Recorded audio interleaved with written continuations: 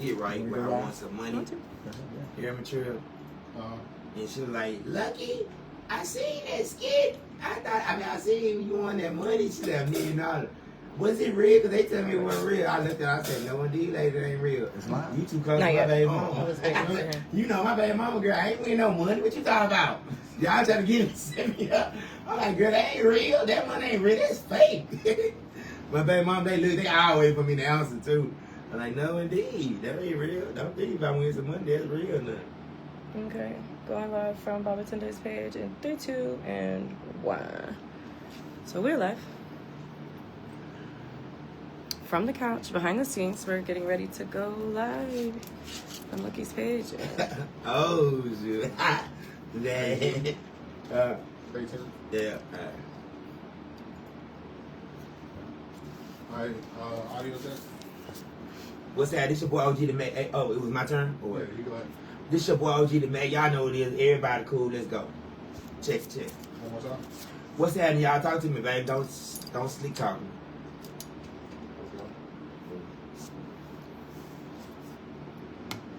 You want Babatunde or you want me?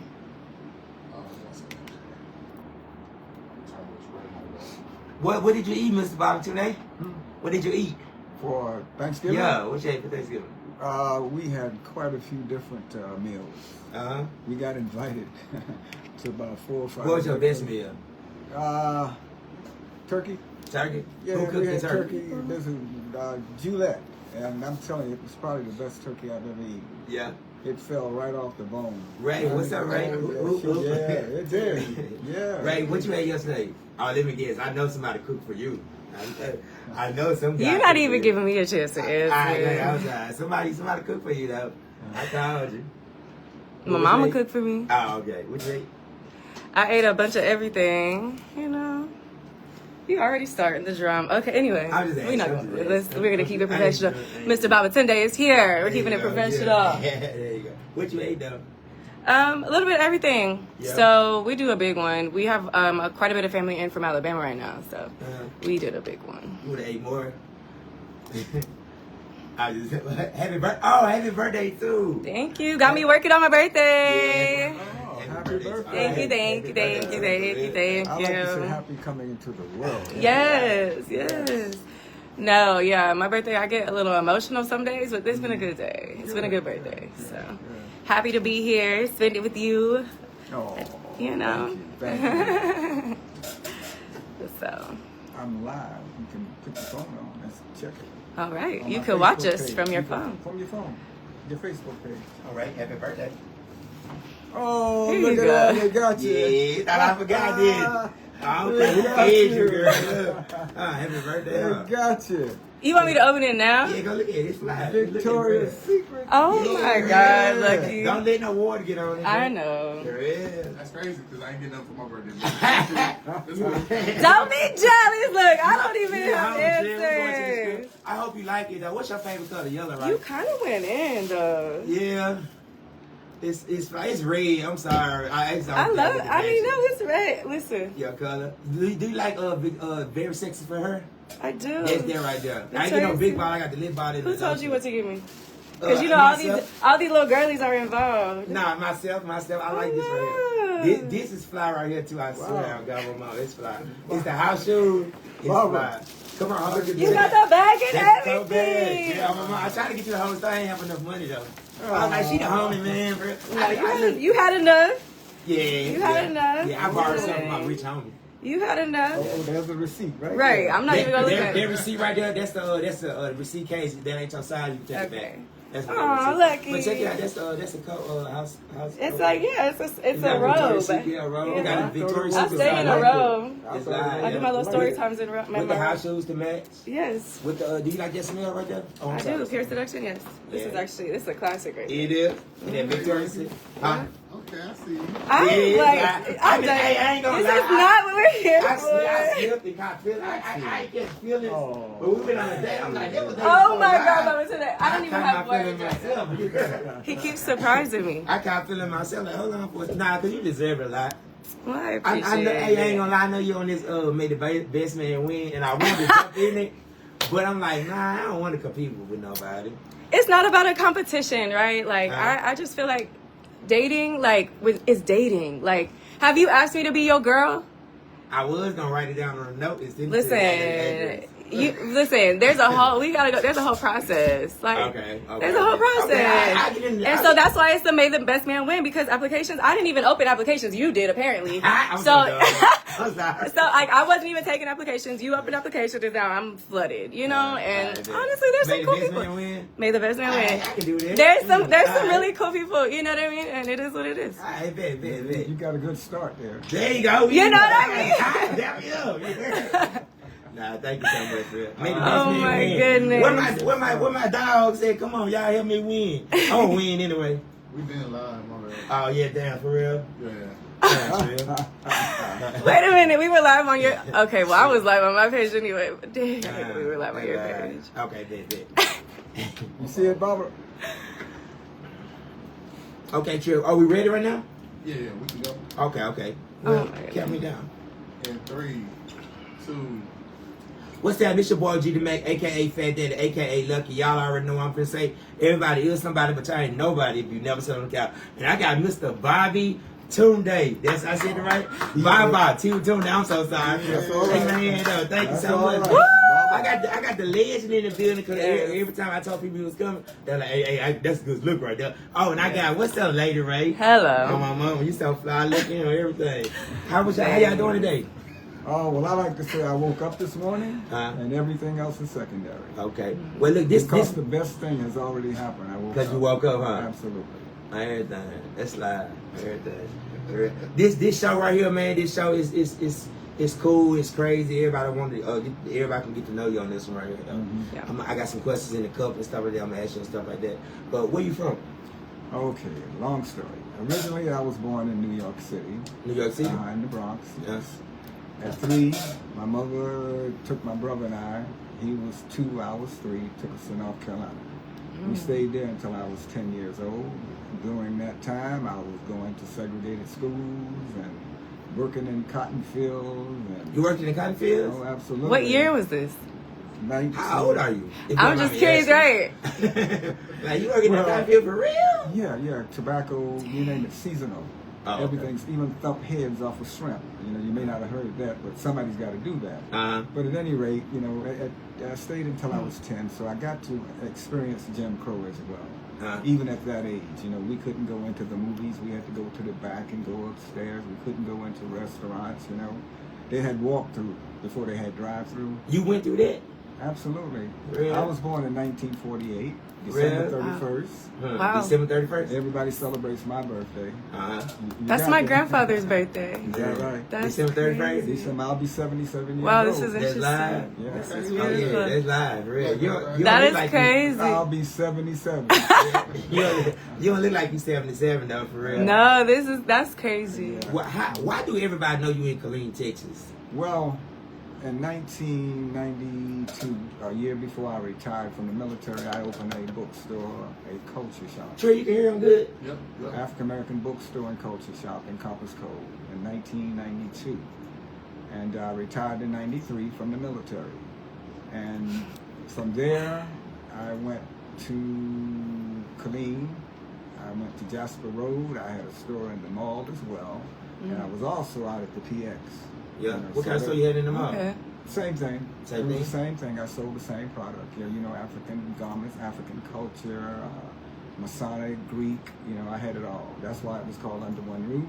I tried to put as many African American products as I could under one roof. Oh, I love that. That's why it's called this. That's cool. Somebody asked me where. Somebody said, "Where's the new Under One Roof building at? Do you have another building?" Not yet. Yeah. We're still looking for a location. Under One Roof. So you plan to reopen? Well, with someone else is going to do it, but I'm working with him to open it. He wants to call it Still Under One Roof. Ooh, I love this. Yes, and he'll have look. That right there. Isn't that something? That's you. That's old. That's, Yeah. I was talking about. Look at Bonzo. That's live, huh? Oh, y'all snuck that in already. So, Under One Roof, would it have to be a big building? Well, I started with 1,100 square feet. It was quite small, but you know, as you stay in business, you grow. And it took 7 years before I really made any profit. You follow me? But what I was doing, I was taking the money and turning it back over into the business. And that's how I grew. You know, and the other thing, I didn't quit my job. Amen. When I retired, I still had a check coming in, you see. Yeah. Because it's tough for a business to support you and it. Yes. You follow me? So you don't quit your job until that business can support you. And a lot of them don't understand that, okay? So that's one of the things I do. But again, getting back to the store, you know, as I said, I did a lot of advertising.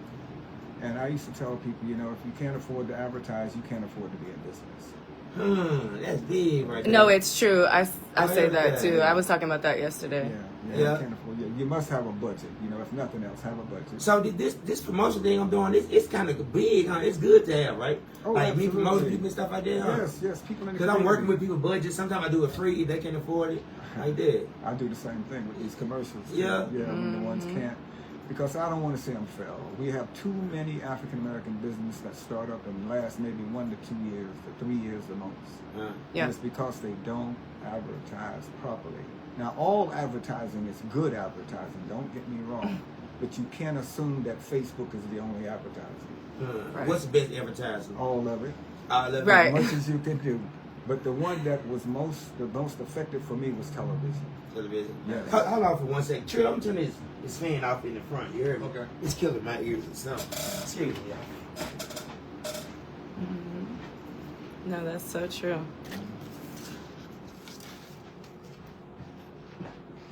Sorry, y'all. I wish I had to clap or something. That fan was killing my ears or something. That's all right. It's like I heard a bunch of children crying or something. That's what happens when you got all them kids. So my bad. Where were we? But you just showed that was one of my first commercials. Yeah. Let me see it. Yeah. Can I see it? What you said on there? I was talking about Kwanzaa. Yeah. Yeah. What's your motto? To whom you give your money is to whom you give your power. That's how everybody know that, huh? How did you say it in the commercial? Because everybody remember I that. would end every commercial I did with to whom, and I would say, and remember, to whom you give your money is to whom you give your power. And it just stuck, you know, and it's, I was gone 14 years, okay? I closed the store in 2010, went to Houston. My daughter needed me. She said, Daddy, I need you. You know, she's a single parent, and she had the grandson. So what my wife and I did, we went to Houston, and we closed everything down here, went to Houston, and stayed for 14 years. My daughter now is superintendent, deputy superintendent of Longview Independent School District. And my grandson is at Morehouse in his 3rd year studying medicine. Yeah. Very and people good. still remember that to whom you give money, to whom you give power. That's what they identify me with. Yeah. If they can't recognize anything about me, all I got to do is say that. And most will say, "Oh, I know who you are." I know who you are. The new and improved. What you bringing? The new and improved part. The new and approved part. Yeah. Okay, Scott, go ahead. I'm not. The new. We're still under one roof. They're still under one roof. Like I said, Thank you so much. the same things I had in under one roof. I'm giving him all the connections that I had to get the same product. Nice. You see. And actually, I've got even better. I've got connections now direct with Africa, you know, with Ghana. Beautiful. I've got a young lady over there that I went to Africa and I went to Ghana in 2018 and stayed for a month, you know. So I've made a lot of contacts, and the young lady that went with me, she was from Ghana, so I had someone to watch out for me. That's awesome. You know? Yeah. Is it all African products you have on the one roof? Absolutely. Absolutely.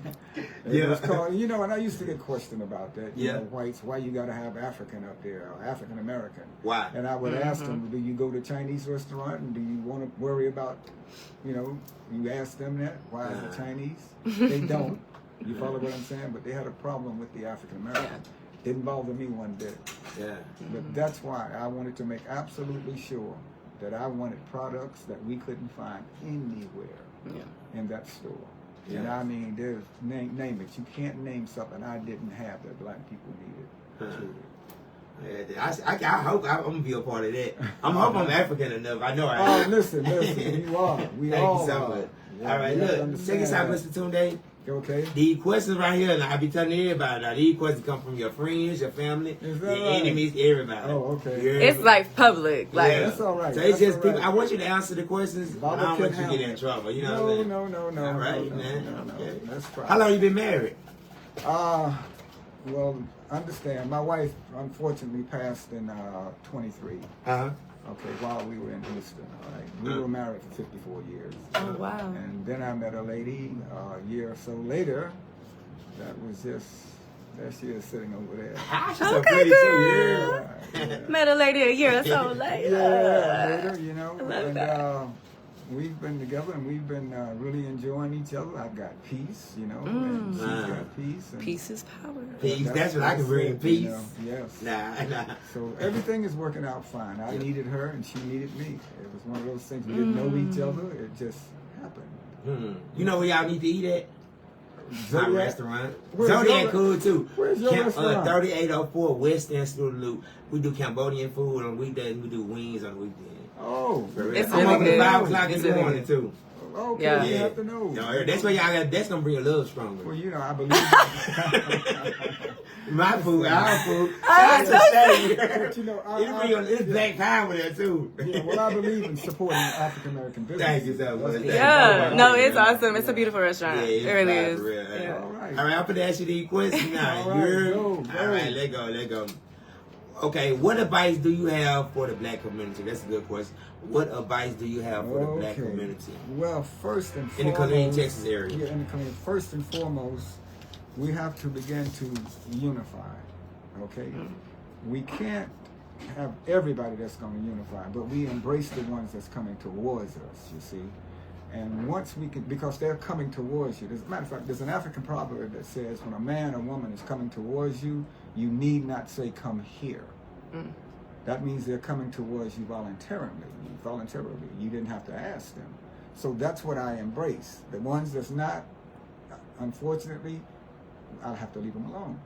Now, hopefully they learn from the ones that's coming together, and they come on and be a part. Say that again. The ones that's coming towards you, you don't have to say come here.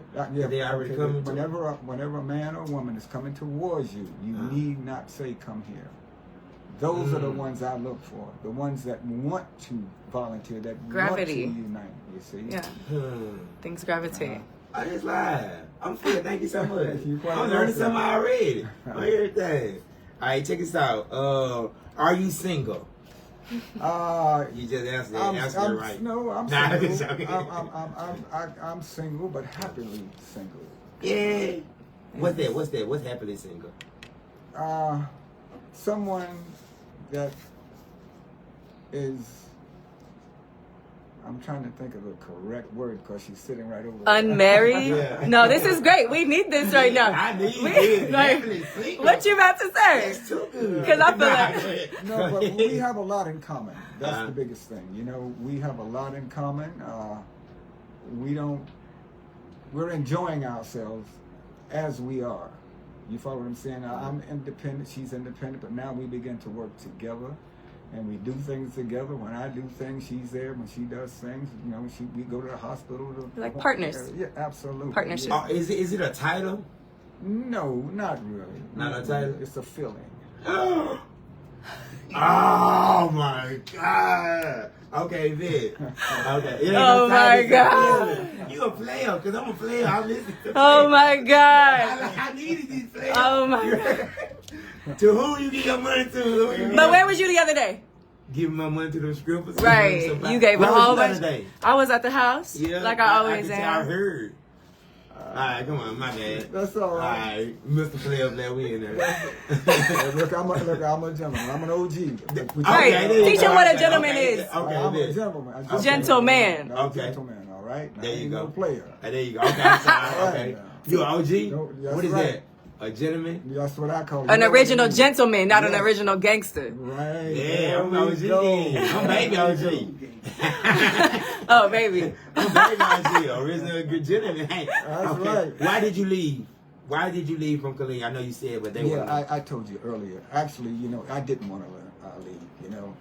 But when my daughter called out, you know, it's my only child, you know, matter of fact, she's got her 53rd birthday on the 7th of January. Sag gang. Yes, and so she had daddy wrapped around her finger, you know, girls and their daddies, you know. And so, like I said, I closed everything down and I went to help my daughter. And I'm proud that I did it, you know, and so I'm back in Killeen and I'm still working, you follow what I'm saying? Even 14 years that I was away, I wasn't really away because people were calling me, I was calling people, I was mentoring over the phone, things of that nature. So I left physically, but mentally I never left. There you go. You kept your roots. Always. Yes. Okay, that's live. Yeah. That's live, for real. Okay, what happened, what have your business struggles been? Yeah, that's the question. What have your biggest struggles been? The biggest struggles was support. The support? Yes. You feel like black people didn't support you? From the African American That's how I be feeling too, man. But I'm going to explain some things. It's always your people, though. You know, that's why that phrase, to whom you give your money, started. It's to whom you give your power. You see, if we support each other, we bring those dollars back into our community. You know, they say that, you know, the white dollar stays in their community forever. You know, the Asians, it's 28 days. The Jews are this. Well, ours stays in our community for 4 hours. Because it comes. We giving it right back out. It's right back to them. So that's what that phrase, when I say, you know, to whom you give your money, and that's what we've been doing, giving power to every culture that comes to this country. And I don't know if I can use this word on here, but everybody sucks on that black economic tip. You understand what I just said? Yeah. And we're not doing it ourselves.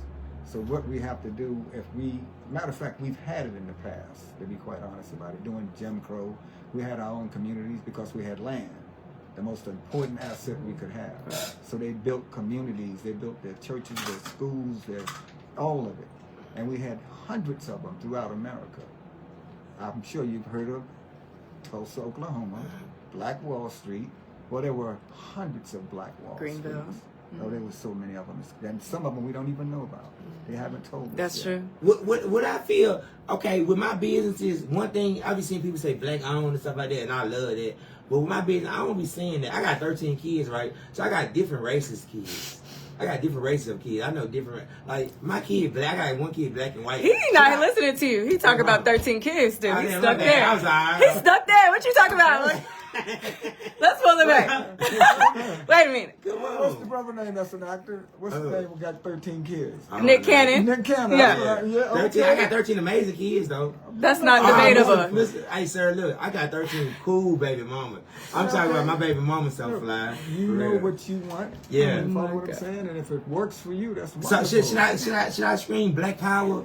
Well, it's not so much screaming black power, it's black culture. Black culture. Yeah, because you have that doesn't mean you're not black. Yeah. And your children, believe it or not. Should I put them in black culture? Hold on. In America, if you've got one, this is their rule now, if you've got one drop of black blood in you, you black.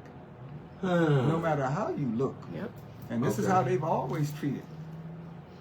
Now, they may treat some of them a little better than the darker ones. That happens. But they still black. That's right. So my kids are considered black? You better believe it. So especially because you're their dad. Yeah. That's it. So when they go fill out the application, when they go on the business, and they say black, white. Well, you know, they used to have different names for biracial children. You know, it was mulatto for many years. Mulatto? It still is. That's a pretty name, mulatto. No, you know what I'm... My bad, Tim. Right, what's the history? Because girlies... No, because the girlies these days are like, I'm mulatto. Yeah, okay. It's a donkey. It was okay. No, that couldn't produce. Donkeys can't produce. Dang. With each other. But they can produce from a horse or different other horses. You follow me? So mulatto is a donkey that can produce with each other. Absolutely. That's correct. Huh. That's correct. I'm sorry. A mule. Oh, yes, that's correct. A mule. I'm taking notes because this is nothing but history. A mule. This history. Thank you. Yes, I do. Oh my God. Hold on. Let me correct it. It's a mule. All right, I'm sorry. It's a mule. It's a mule. Yes. That's the difference. They can't reproduce. You know what I'm saying? But other animals can do that. Correct? All right. Yeah. So mulatto can't is a mule. A mule that can't produce. Yes. With each other. Mm-hmm. Okay, with each other. Yes. All right. That's right. Okay. Why did under one roof shut down? Okay. Oh, you take notes. You know, well, see, a lot of people didn't know why I left.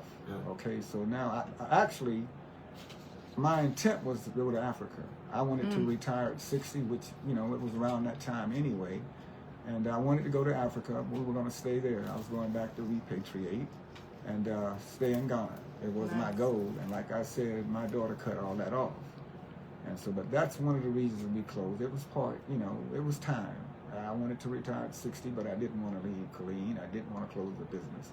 If that hadn't have happened, I probably would have still been here in business, to be honest about it. What do you expect from Colleen, from the people in Colleen right now? Well, the one thing that Colleen has done over the years, they've become conscious. When I had Under One Roof bookstore, it wasn't older people in there. I didn't get that kind of support from them. It was the younger generation. The generation that's out here now, they're conscious. The ones that came through Under One Roof, believe me, they're doing some great things. So that's what it was about. It wasn't just it was a community center as well as a business. You follow what I'm saying? A store. And we had poetry. I mean, every Friday night, I was doing so many different things. And it was about the young people. You see, I always say knowledge is power, but it's not power until you pass it down to someone younger than yourself. Well, that's my mission. That's what I do.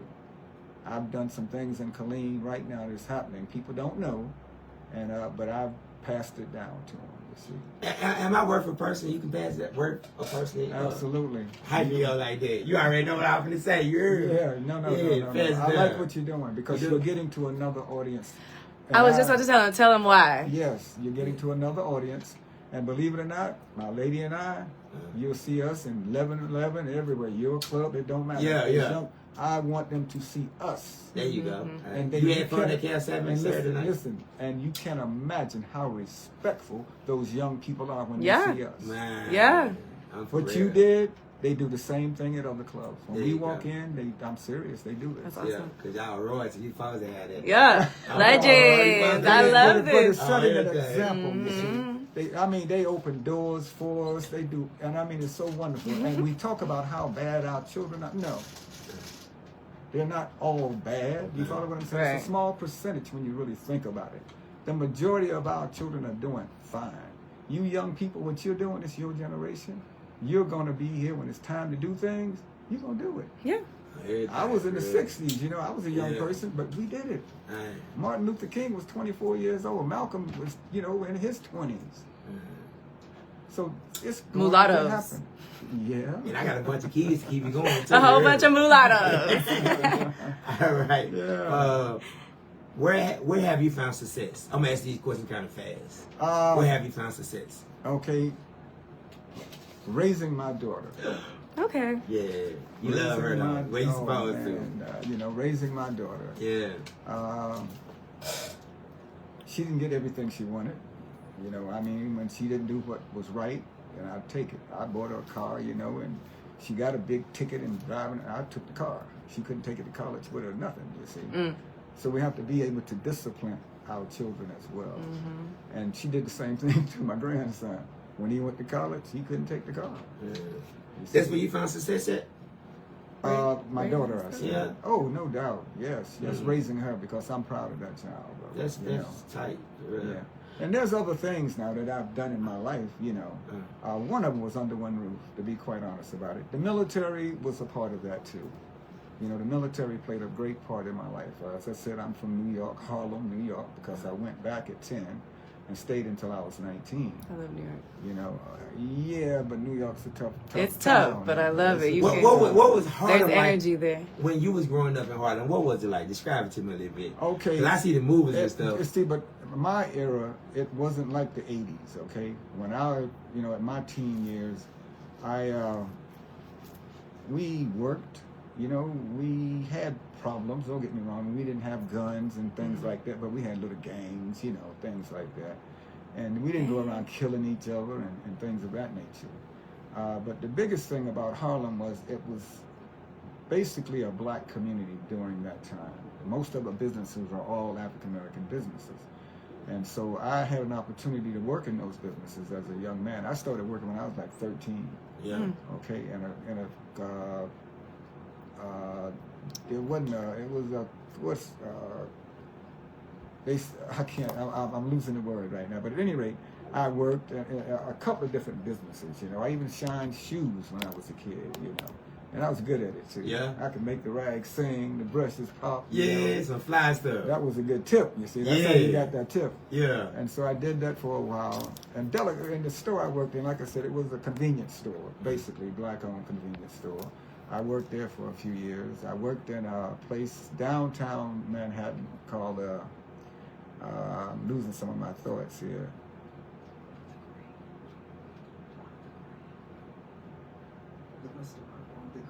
Tavern on the Green. The Tavern on the Green. That's a good woman right there. Yeah. Right.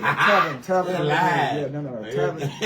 I'm getting a little old. You know, okay. Don't let me overclose it. But it was Tavern on the Green, and it was a very popular restaurant. You know, Tavern on the Green. Yeah, right there downtown, and as a waiter. But I didn't start as a busboy. I started as a waiter. Yeah, you know? That's good, right? Yes, that was quite good, and I worked there for about a year and was doing great, man. I mean, making real money, and I got drafted. Yeah. Oh, wow. You were part of the draft. Yeah, oh yeah. Oh, wow. Yeah, I got drafted in 68, late 68. How did you feel about that? Well, I had, actually, I didn't register at 17. I didn't register until I was 19. There was a war going on, Vietnam, and I didn't see where we fit into that war. You follow what I'm saying? But at any rate, they drafted me. I went down Whitehall Street is where it was at, you know, and they wouldn't let me go back home because they thought I was going to be a draft dodger, you see. Oh, because you took too long to register? To register, absolutely. But let me tell you, it was probably, I even tried to fail the test and couldn't fail it, okay? But at really. Yeah, but at any rate, shortly after basic training, you know, you go through AIT, I went straight to Vietnam. You know, I'm a Vietnam vet as well, you see. And I was there for a year. But the military, when I went in, I was a boy, truly. But when I came out, I was a man. Yeah. And that's the things that I learned, how to lead, how to organize, you follow me? How to manage. Those are the things I learned. But I did one thing that a lot of our I'm doing one thing that a lot of our retirees don't do. I put it to power, to practice. I modified it, the things that I learned in the military, to work in our community, you see. That's how Under One Roof, that's what that was about. That's how you're supposed to repurpose knowledge. Absolutely. You know? You can't just take it in and leave it there. And so I learned all those things from the military, you see. Do you feel like the military is worth for black men to go to? Well, it depends. It depends. I know what it did for me. I can speak for me. I was in the military after Vietnam. I got married, you know, in 72. And I couldn't find the type of jobs and the things that I needed in New York City, and I knew that, you know. So I re-enlisted, and I stayed in the military, and did 24 years. I retired as a first sergeant, and I look back on it, and, you know, war, yes, when you go in the military, you have to expect it. I'm a Desert Storm, too. I was in Desert Storm as well, as a first sergeant. And we've been in every war that this country has had. From the American Revolution, we were in that. The first person to die was a black man. Follow me? The Civil War, for instance, there were 280,000 black men that fought in that war. 40,000 died. You don't hear these things, you see. Some of them were free black men. Some of them escaped. The Emancipation Proclamation was designed to draft black men. Yeah. That's what it is. It's a military document. It didn't free us. It just repurposed things. You got some big knowledge for real. Yeah. Let me finish this one. Go ahead. It didn't free us. You follow what I'm saying? That's what they claim. That's what they taught us in school, that the Emancipation Proclamation free. No. There was places right in Louisiana that people didn't get freed throughout, you know. They made deals with the border states and things of that nature. But Frederick Douglass was responsible for that talking with Abraham Lincoln to get black men in the military, the Union Army, because they were losing. The Union was losing the war against the Confederacy until we came into the military. That's correct. And that's what they're kind of afraid of happening again now. Like, they're preparing for a draft and the whole realm of things that are happening currently. Yes. Right now, they're trying to clear the army of African Americans, okay? When you see the one they have now, they've got a new one out where black men have to shave. Now, you know, we have skin problems. There used to be profiles you could get. Absolutely. Well, they're taking that away. Yeah. If you don't get you have 1 year as a profile, and after that, you have to go because you can't have a beard.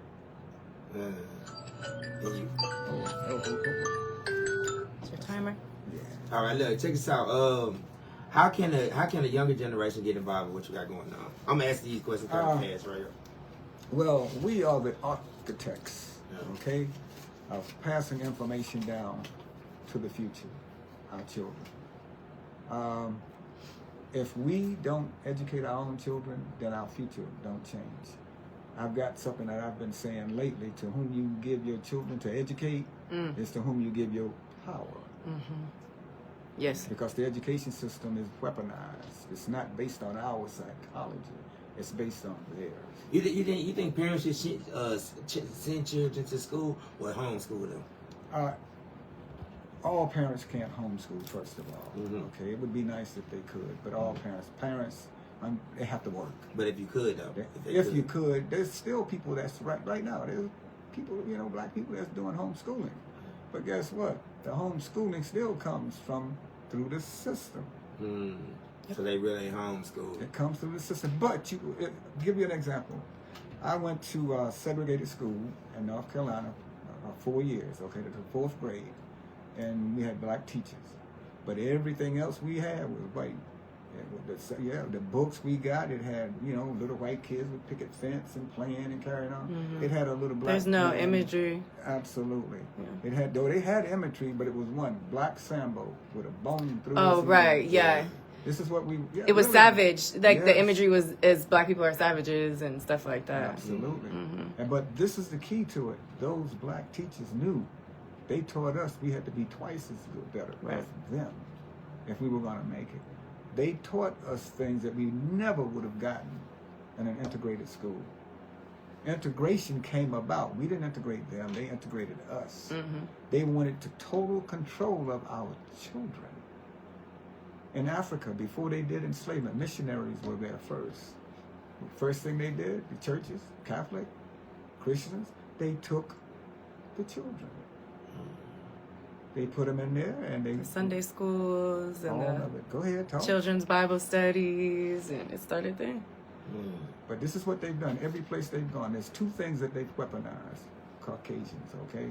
One is education. I call it miseducation. And if you want to really find out what miseducation is about, read the book, The Miseducation of the Negro by Carter G. Woodson. And it will tell you why they educated us. Because it wasn't based on us. It was to control us. And that's what they do now. It hasn't changed. Now, we're at a point where we were getting close to doing some things. Now, they educated us with their psychology, but yet we took their psychology, their education, and we got better jobs than some of those Caucasians. So what we're seeing now, they want their privileges back. So they're firing. It's all this DEI. Black people are getting fired, possibly more than anybody else, especially black women. Federal government, you see. And so what we're seeing now, they're taking the history out of the books, out of the libraries. They don't. As a matter of fact, they went to the Smithsonian, the African American Museum. Do you know they're taking information out of there? They really are. Yes. They're really changing. They're really taking a lot of information out of history, And part of the reason why I feel like they have tried to take, or have taken DEI out of it is because it tells the story of our history as well. You know what I mean? How far we were able to get. And, it wasn't necessarily originated for the black people, but it was helping us, quite a bit to be able to get in positions. Not because we weren't educated enough to get those jobs, but we were never looked at. You know what I mean? And so we're in trouble. Well, we need to start now. We can't wait for these things to happen. What we need to start doing now? Well, one thing we have to do is put the information out. We've got to let our people know what's happening. Right now, the majority of black people have not felt the pain of what's about to happen. You follow me? So, what's about to happen? Oh, man. That's a tough question. No, it's not a tough question because I've seen it before. I lived through it. That's true. They're going right back. They have a blueprint. You follow me? And what they do, all they do is go back. They went back to the Confederacy. They went back to the 1800s. They went back to the early 1900s, Jim Crow, all of those things, you see. So that's what we're looking at again. Jobs. When they take jobs away from us, what do? How do we survive? They'll put us back in the fields again. It's quite possible. There's 219 million Caucasians in this country. 45 million of us. To me, we still have more power. We still have more knowledge. It's about application, and information, Well, yes. I was talking about the back. And the reason it happened in 1877, it was called the 1877 Compromise. The president at that time gave all of the land back to the Confederacy that we had built our townships and our communities on, you see. And they, in turn, burned and destroyed everything we built. There was one incident which was called a black migration, okay? And it was over 6 million African Americans that migrated, they called it the Great Migration, from the southern states to the north. You know what they left? Land. That's one of the ways that was part of land. It was all part of it. Like it's all part of it. Like if you go back far enough in history, there's stories that Harriet Tubman was all part of the system and how we are still oppressed today. Because she's the one that was telling us, hey, escape to the north. But really that was a trap too, because like you said, we're giving up land. All we did. I mean, but we didn't voluntarily. Y'all so smart. Yeah. And not only that, y'all so smart. It was a place of survival. It came from a place of survival. My grandfather, there was 8 kids, okay, 3 boys, and in North Carolina, he had to send them north because if he hadn't, they'd have been hanged, they'd have been hung. That was one of the other fears they did. You see, they hung thousands of black men during that time, thousands. Was we really feared to be scared to be hanged growing up? Well, or did we just? Well, I was a little bit young. You know what I'm saying? I was a very curious kid. I can tell you that, because I wanted to know why I couldn't get on the front of the bus. I wanted to know why we couldn't sit at the counter in a restaurant. And I'd be talking to my mother, and she'd be, shh, don't say anything. And but that's how it was. That's interesting. Yeah, that's how it was. That's true. Yeah. Are you a racist? Okay, that's a wonderful question. Thank you for asking me that. Yeah. I can't be a racist. Why? Because racism is about power and control. Do you think we have the power to control Caucasians? So a white person can be racist? Oh, you better believe it. Because they can oppress. Because they have the power. Yeah. We can't do that. Even if we wanted to, we couldn't. And also think about the word racism. It says race. It takes a race to do what they're doing to another race. Yeah. So I can be prejudiced maybe, but I can't be a racist because I don't have that kind of power. There's nothing I can change about how they live. Nothing. But they can change ours. Yeah. That's what racism is. So don't ever call yourself a racist. Black people cannot be racist. Can't be. What you feel about how black people treat black people now? Is this how y'all grew up? Okay. Right. That's a good question. Oh, yeah. It's very good questions. When they captured us and brought us over what I call the European Atlantic enslavement trade, it began there. Once we came here, once they brought us here, we were called Africans, you see. And over time, with next generations, they start calling us niggers. You think the word nigger, but the word nigger comes from the word, one of the countries in Africa. I think it's pronounced Niger. Niger. Yep, and guess what? They mispronounced it, and they began to call us niggers. So that ain't no bad word. No, hold on, let me finish. So, calling us niggers. So we began to call ourselves, generations now. Our children learned to call themselves niggers. That was our race, nigger. And then it became colored. Colored. What the hell is colored? What does it identify with? Not, is there any not white. Mass there? Is there any landmass that's colored? Do you know a nation called colored? Mm. They didn't want us to identify with the continent of Africa. Now, that in turn, they wouldn't allow us to be educated. They would burn your eyes out if you got caught, cut your tongue out if you got caught reading or trying to write. Because they understood. They didn't want us to know about them and what they've done. You had to hide your knowledge. Absolutely. And that's why it's still a symptom in our culture today. That's why this conversation is actually really important, really powerful, because it's going to empower people that may have never heard these things. Mm-hmm. All of these things that are in our culture are a part of the systemic oppression that we've experienced. You know, Malcolm X, you know, he said when they took us off that continent, they took our names, they took our, sometimes, like I said, I get blanks every so often, but they took our names. Our dignity. They took, yeah, absolutely. They took everything. Matter of fact, they took our minds. Yeah. You see, so what they did is they re-educated us through missionaries, and then after missionaries were the mercenaries. The mercenary was their armies. They came with what? A flag of Jesus, a cross. Yeah, it was through religion. What's different? What's different between Malcolm X and Martin Luther King? What's the difference? They both had different ideologies on how we should do it. Martin Luther King with Gandhi from India, he was about peace, you know, and so Martin Luther King, no violence. You follow me? He picked that up from there, and so that was his way of doing it. But you also got to have another arm.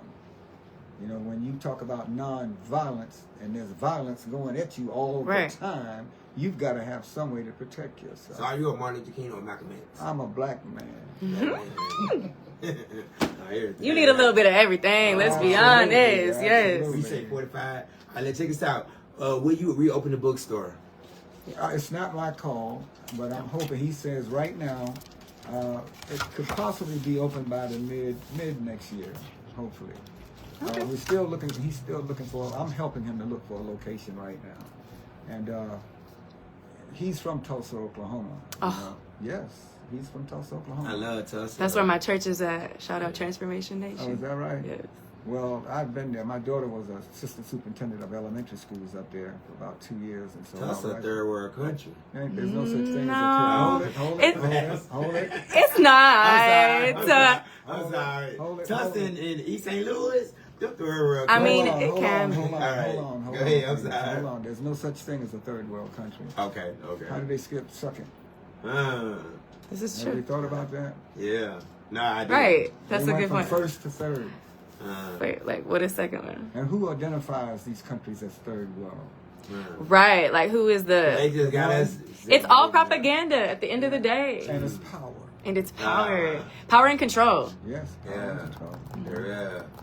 They sure got me saying third world country. No, there's no such thing. Ain't no such thing. Nope. All right. How important would an African American bookstore be in today's society? Okay. When I was in business, I started, as I said, in '92.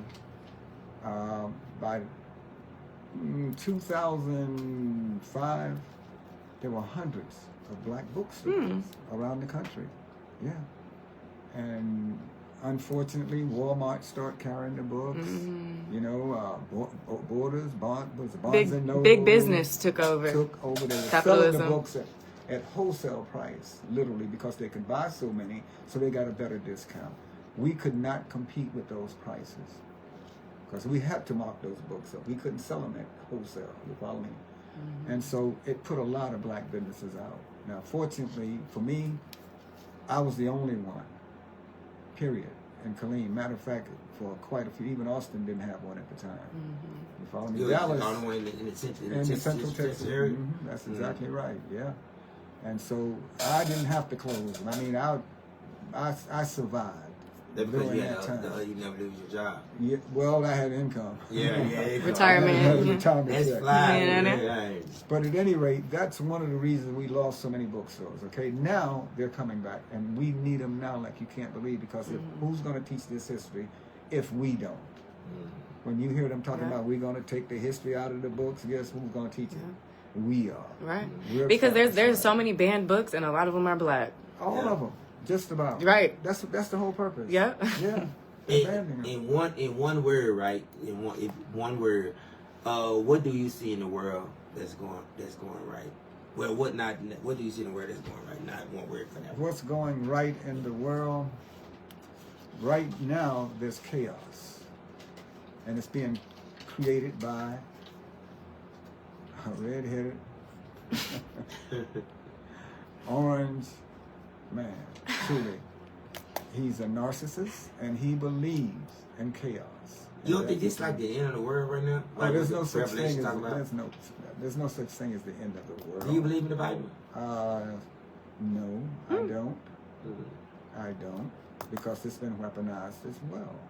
Would you consider yourself spiritual? Not really. I depend on me. Okay. Truly. What they say in Revelation, right, for people who read the Bible, right? Let me just say this. You can see it now. Okay. I'm a PK. What's that? My father Preacher's kid. My father was a minister, right? So I saw things from the inside, not the outside. That what threw you out? It threw me out too. Right. I see stuff on the inside too. But the problem I have, as I said, when they go to places, they use missionaries. I said, right? And they bring them in, and the first thing they do is grab our children and they educate them with religion, because it's been weaponized. There's no doubt about it. Okay, and so all of these things that we see and what we're doing, I leave it alone. I've studied all religions, and I've found that all religions serve the same purpose: to control and indoctrinate people. And so I'm not buying into that. I remember as a child, I was 7, 8 years old. You know, they had what they call the morning dance, where you had to go down and they would pray over you and sing over you. You were supposed to come up all happy and jumping. Well, I didn't. There was 8 of us in that group, and really, my mother threatened me. Yeah. If I didn't get up. Yeah. And I did, but I was laughing. It didn't mean nothing to me. And I've had that feeling all my life. I don't know how they even baptized me, you know, in a lake with snakes, you know, water moccasins. Yeah. I don't know if you've seen the pictures with the people when they're baptizing, and they're all in a line, and they have sticks and bushes in their hand. Well, that's to beat off the snakes. People don't really know that, but that's what that was all about. I got baptized. I got baptized. With the snake? I don't think so. I'm like, nah, this ain't not right. Today. Not today. Yeah. Right. Grandma over there bucketed. Baptized me in the middle of my I probably would have been fat too. I can't where the bucket at? Hey, look, check this out. Okay, do you have future plans? And tell me 2 of your future plans. Oh man, I got so many. So many? Tell me, give us 2 of them. I made a list of the things that I wanted to do when I left Houston, coming back to Killeen. Some of them have been accomplished. One is the advertising, helping small black businesses. That's my heart, okay? I want to see us successful. We need more African-American businesses. You see, there's only a couple, what they say, 100,000 businesses maybe, black businesses. That's not a lot. You follow what I'm saying? If it's that many, I might be wrong in that number, but it's not enough of us. You can't buy toilet paper in Killeen, Texas until maybe 3-4 years ago. We got a couple of African Americans that own, you know, these convenience stores. But you can't buy the necessary things, toothpaste, you can't find it in a black business. Think about that. So there's many things we don't sell. There's many things we can't support because we have to go somewhere else and buy those products, you see. So we need down to manufacturing, you know, because right. Even if you need your raw materials and all of that. So we have to begin to sell the things that we need every day. Every day. We don't. That's what got me into merchandising and manufacturing, though. Yeah, absolutely. We have to do that. Because we have to be in that lane. Until you get in that lane, we don't even have the knowledge. But that's where our money goes, you see. And we can't put the money back into the community when you don't provide the products. Yeah. So we have to really begin to think these kinds of things, you see. Yeah. Would you consider yourself a politician?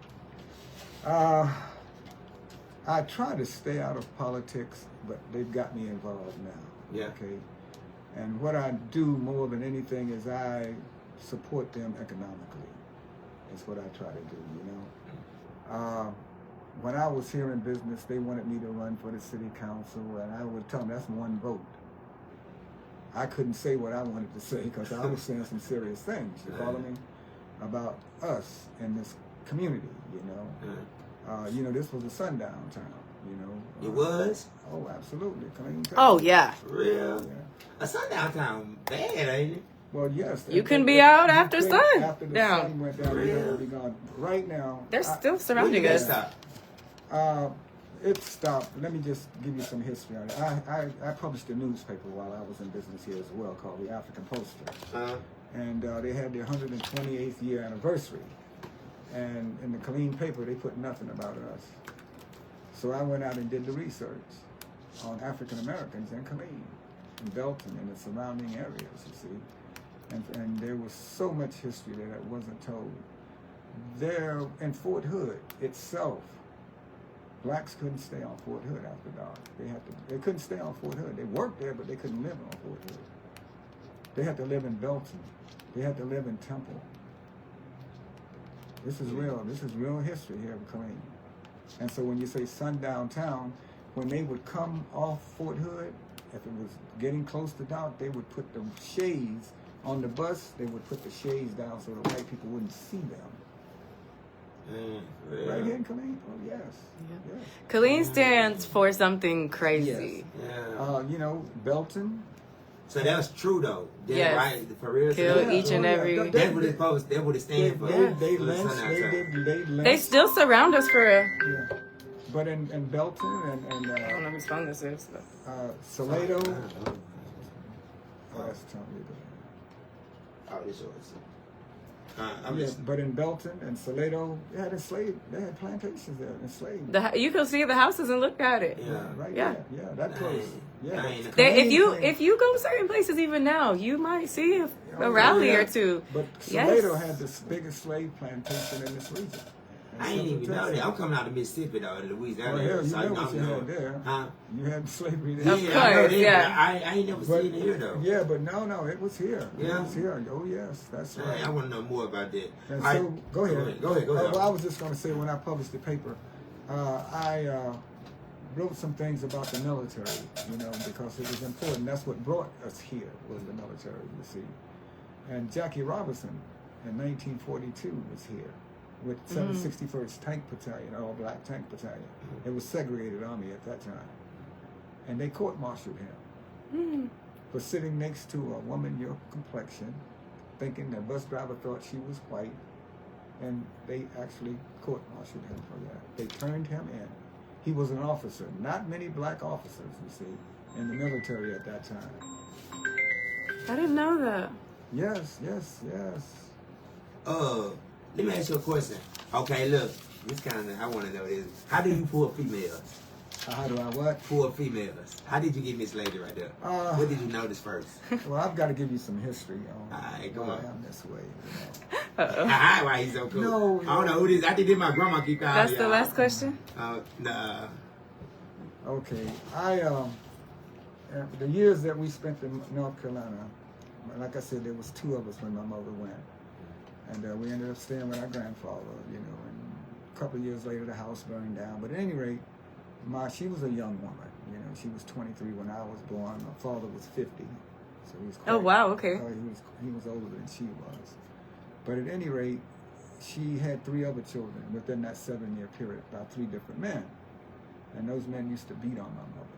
And my brother and I, at that age, 7, 8 years old, we would be in there with a pan or something trying to, hit them, and they'd slap you down.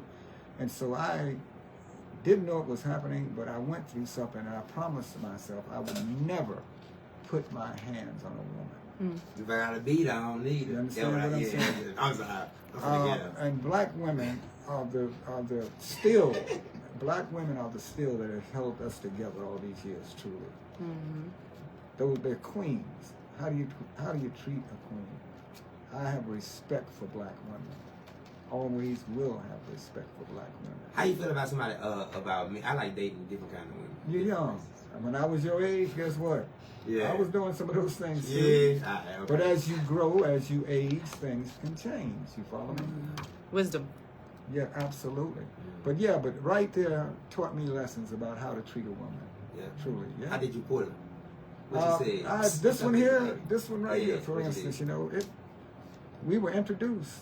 Yeah? Yeah, I didn't know her. She didn't know me. She was sitting at the event center at a chair outside there. Which I was drinking. Was he charming? Nah, I was joking. No. Someone, and they introduced us. And we sat and we just talked to each other. You know, we started talking, and she told me, well, she don't go no place. She doesn't know where to go and things of that nature. So I text her different places to go. And lo and behold, she went to the E Center. Okay, Miss Carolyn. Yeah, went to the E Center. Shout out to Miss Carolyn. That's why y'all be at OGs all the time. Y'all be at the E Center all the time. Right. And so, did y'all go to the E Center a couple weeks ago? We go out. They go all the time. They're always over there. Kind of event there. No, I go, man. I try to support everything. I support the clubs, as I told you earlier. There's a reason I do it. Because they need support too. And I need to see what our young people are doing. Yeah. We can't do it if we're not in their environment, you see. So that's why I go to these clubs. I've been doing it. Even when I was here in business, I did the same thing. How do you feel about women wearing skimpy stuff? It's your generation. Okay, there you go. So y'all didn't, wait a minute. So the girls didn't wear booty shorts and all that back then? Yes, they did. Right, Listen, it's not just the generations they were fine. I remember I remember how the older people talked about my mother, those younger people. Okay. Yeah. Oh, how my grandma used to call women like a hot girl, but city girl, listening to that devil music, right? Dancing this and I mean really, the blues. Yeah. So each generation has to face that. Yeah. Truly. That's what I do. But I respect your generation. You hear me? I respect every generation because they're different. Each generation gets smarter than the past because we work hard to make it better for you. Yes.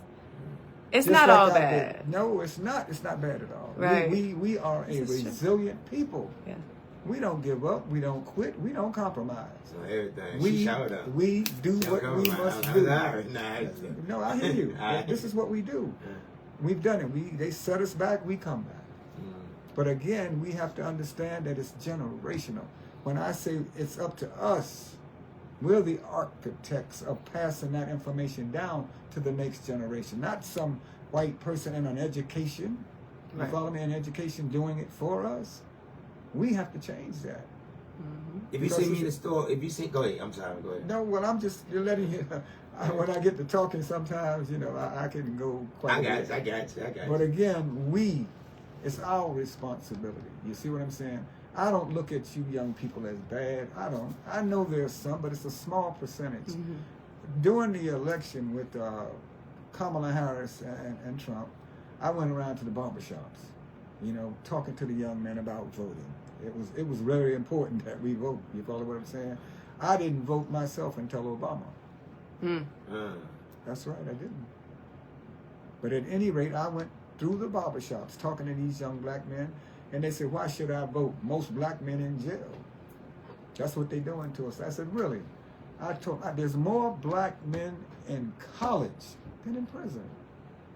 But we don't recognize that. We're not embracing that. As a culture, though, it's like, oh, our vote doesn't count. All of that, absolutely. But they don't understand the sacrifices that the past generations did. To be able to vote. That's correct. That's all we have is a vote. We don't have anything else. So voting is important. Oh my gosh. Yeah. Because they come, you know, most of black folks are Democrats, you follow me? And there's a reason for that. Now, remember, there was a switch. Yeah. See, a lot of them don't know that. You think Democrats were first the Confederacy. The Civil War, those were Democrats at that time. Abraham Lincoln was a Republican, which was liberal. Yep. You see? It was a big switch. Yeah, a big switch, you know. So what happened, black people left the Democratic Party and went to the Republican Party, actually. Mm-hmm. Yeah, until it was taken over by Dixiecrats. So they went back to the Democrat, which was liberal then, you see. And so we've always followed the Democratic, and they have done more for us than the Republican Party. Guarantee you that. Now, I ain't gonna lie, Mr. Bobby. Oh, I gotta bring you back on here though. They gonna keep me off there's here. so much knowledge. Right. But let's take let me ask you something real quick, right? If you see me in the store with a blonde-headed white woman, would you still shake my hand? Brother, yes, I would. You would? Yeah. Okay. I would. What if you hear me call her queen? That's your choice. That's my choice? Yes. Okay. I mean, if it makes, listen, I'm like this. This even religion. If what you practice makes you happy and it makes you a better man, I'm happy for you. There you go. You a man, right? You're on the human, right? Okay. Do you like women, right? Do you like booty or boobs? You're on the human. Okay, I'm human. Yeah. But I like boobs. And booty sometimes. Look. Remember what I said? I like women. She's funny. She need to be over here with us. I'm sorry. Like, Her little eyelid. Don't do that. She need to be over here with us next time. She is funny. Don't do that. He said, "Don't do that." I'm sorry. I didn't want to ask the question. I had to ask. No, she's funny. Yeah. Listen, you know, like I said, your generation, I understand you, but that was disrespectful. Remember what I told you. I'm an OG, a gentleman, right? There you go. I apologize. All right. Now. Okay. All right. I demand respect from the younger generation. Yes, sir. There you go. Because I'm doing respectful things. There you go. Right? All right. If you wasn't who you were, what would you be? Oh. You know, you hear me speak about my father and my mother. My father, like I said, he was a minister, but when I was born, he had 8 children and he was married. Okay? And that's how we ended up going to North Carolina. There was too many things happening. You follow me? So my mother had to leave, right? And so we stayed there for 7 years, and it was tough.